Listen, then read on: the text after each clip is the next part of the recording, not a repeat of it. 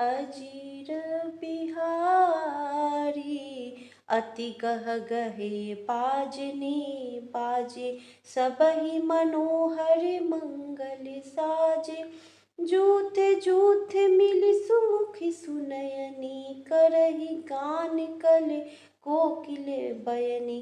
खूब जोर से बाजे बजने लगे, सभी ने मनोहर मंगल साज सजे।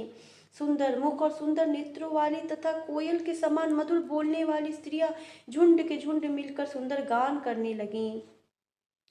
सुख विदेह कर बरनी न जाए, जन्म दरिद्र मनहु निधि पाए। विगत त्रास भय शिया सुखारी, जनु विधु दय चकोर कुमारी। जनक जी के सुख का वर्णन नहीं किया जा सकता, मानो जन्म का दरिद्री धन का खजाना पा गया हो। सीता जी का भय जाता रहा, वे ऐसी दुख सुखी हुई जैसे चंद्रमा के उदय होने से चकोर की कन्या सुखी होती है। जनक किन्ह कौशिकहि प्रणामा, प्रभु प्रसाद जनु भंजऊ रामा। मोहि कृत्य कृत्य किन्ह दुह भाई, अब जो उचित सो कहिए गोसाई। जनक जी ने विश्वामित्र जी को प्रणाम किया और कहा, प्रभु ही की कृपा से श्री रामचंद्र जी ने धनुष तोड़ा है, दोनों भाइयों ने मुझे कृतार्थ कर दिया। हे स्वामी, अब जो उचित हो सो कहिए। कह मुनि सुनु नर नाथ प्रवीणा, रहा विबाहु चापे आदीना। टूटत ही धनु भयउ विबाहु, सुर नर नाग विदित सब काहू। मुनि ने कहा, हे चतुर नरे सुनो, यूं तो विवाह धनुष के अधीन था, धनुष के टूटते ही विवाह हो गया। देवता मनुष्य और नाग सब किसी को यह मालूम है। तदपि जाई तुम करहु अब, जथा वंश व्यवहारु। बूझी विप्र कुल बुद्ध वृद्ध गुर, वेद विदित आचारु। तथापि तुम जाकर अपने कुल का जैसा व्यवहार हो, ब्राह्मणों कुल के बूढ़ों और गुरुओं से पूछ कर और वेदों में निर्मित वर्णित जैसा आचार हो वैसा करो। दूते अवधपुर पठवहु जाई, आनहि निप दशरथ ही बुलाई। मुदित राउ कही भले ही कृपाला, पठये दूत बोली तेहि काला। जाकर अयोध्या को दूत भेजो जो राजा दशरथ को बुला लावे। राजा ने प्रसन्न होकर कहा, हे कृपालु, बहुत अच्छा। और उसी समय दूतों को बुलाकर भेजा। बहुरी महाजन सकल बुलाए, आई सबनी सादर सिर नाए। हाट बाट मंदिर सुरबासा, नगरु संवारहु चारिहु पासा। फिर सब महाजनों को बुलाया और सबने आकर राजा को आदर पूर्वक सिर नवाया। राजा ने कहा, बाजार, रास्ते, घर, देवालय और सारे नगर को चारों ओर से सजाओ। हरसि चले निज निज गृह आए, पुनि परिचारक बोली पठाए। रचहु विचित्र बितान बनाई, सिर धरि बचन चले सचुपाई। महाजन प्रसन्न होकर चले और अपने अपने घर आए। फिर राजा ने नौकरों को बुला भेजा और उन्हें आज्ञा दी कि विचित्र मंडप सजाकर तैयार करो। यह सुनकर वे सब राजा के वचन सिर पर धरकर और सुख पाकर चले। पठये बोली गुनी तिन नाना, जे बितान विधि कुशल सुजाना।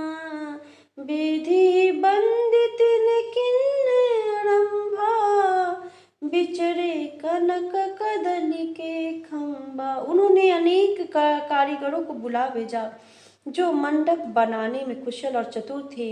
उन्होंने ब्रह्मा की वंदना करके कार्य आरंभ किया और पहले सोने के केले के खंभे बनाए। हरित मनीन के पत्र फल, पदुम राग के फूल। रचना देखी विचित्र अति, मनोबिरंची कर भूल। हरी हरी मणियों पन्ने के पत्ते और फल बनाए तथा पद्म राग मणियों मानिक के फूल बनाए। मंडप की अत्यंत विचित्र रचना देखकर ब्रह्मा का मन भी भूल गया।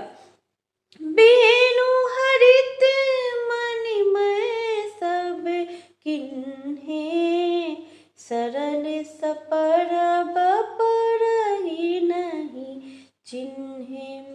कनक कलित ही बेली बनाई, लखी नहीं परई परन सुहाई। बांस सब हरी हरी मणियों पन्ने के सीधे और गांठों से युक्त ऐसे बनाए जो पहचाने नहीं जाते थे कि मणियों के हैं।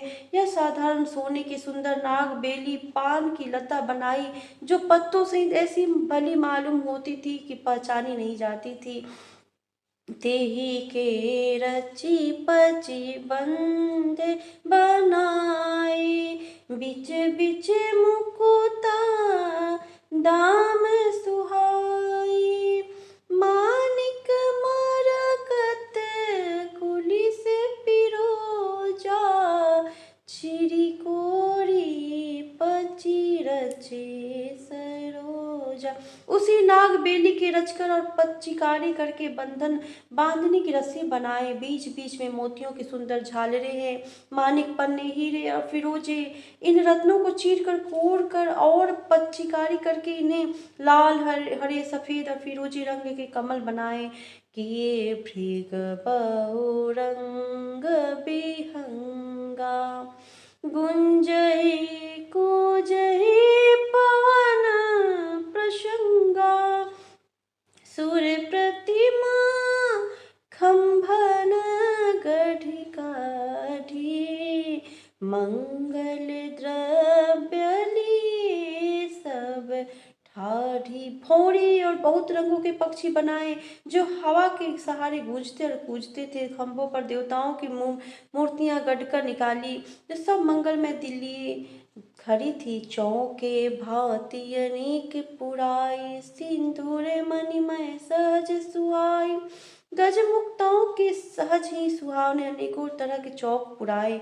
सौरभ पल्लव सुभग सुठी, किए नील मणि कोरी। हेम बोर मकरत धवरी, लसत पाट में डोरी। नीलमणि को कोड़ कर अत्यंत सुंदर आम के पत्ते बनाए। सोने के बोर, आम के फूल और रेशम की डोरी से बंधे हुए पन्ने के बने फलों के गुच्छे सुशोभित हैं। रचे रुचिर बर बंद निवारी, मनहु मनोभव फंद सवारी। मंगल कलश अनेक बनाए, ध्वज पताके पट चमर सुहाए। ऐसे सुंदर और उत्तम बंधनवार बनाए मानो कामदेव ने फंदे सजाए हो। अनेकों मंगल कलश और सुंदर ध्वजा पताका पर्दे और चंवर बनाए। दीप मनोहरे मणिमय नाना, जाई न बरनि विचित्र विताना। जेहि मंडप दुलहिनी बैदे, सो बरनइ असी मति कवि के ही। जिसमें मनु के अनेकों सुंदर दीपक है, उस विचित्र मंडप का तो वर्णन ही नहीं किया जा सकता। जिस मंडप में श्री जानकी जी दुल्हीन होगी, किस कवि की ऐसी बुद्धि है जो उसका वर्णन कर सके।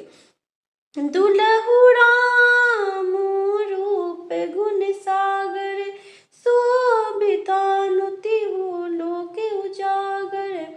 जनक भवन कै शोभा जैसी, गृह गृह प्रतिपुर देखिए तैसी। जिस मंडप में रूप और गुणों के समुद्र श्री रामचंद्र जी दूल्हे होंगे, वह मंडप तीनों लोकों में प्रसिद्ध होना ही चाहिए। जनक जी के महल की जैसी शोभा है, वैसी ही शोभा नगर के प्रत्येक घर की दिखाई देती है।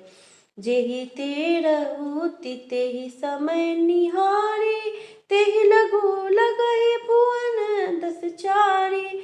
जो संपदा नीच गृह सोहा, सो बिलो की सुर नायक मोहा। उस समय जिसने तिरहुत को देखा उसे 14 भुवन तुच्छ जान पड़े। जनकपुर में नीच के घर भी उस समय जो संपदा सुशोभित उसे देखकर इंद्र भी मोहित हो जाता था। बसई नगर जेहि लच्छी करी, कपट नारी बर वेशो तेहि पुर कै शोभा, कहते सकुच ही सारद शेषु। जिस नगर में साक्षात लक्ष्मी जी कपट से स्त्री का सुंदर वेश बनाकर बसती हैं, उस पुर की शोभा का वर्णन करने में सरस्वती और शीश भी सकुचाते हैं।